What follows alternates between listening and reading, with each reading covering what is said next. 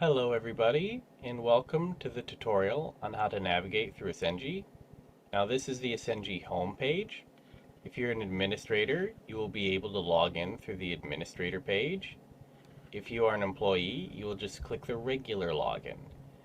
If you need help, you can go to help.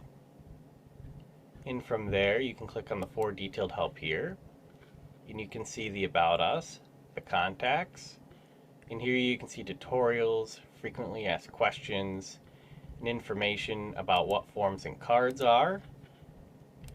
And if we log in, you'll be taken to your main dashboard.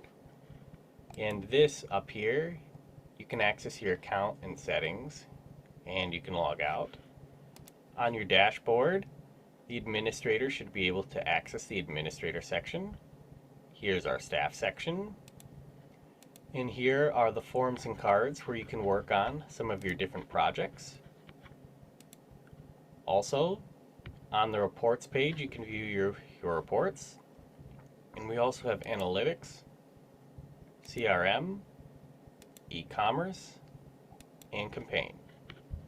That concludes our tutorial today. Thank you.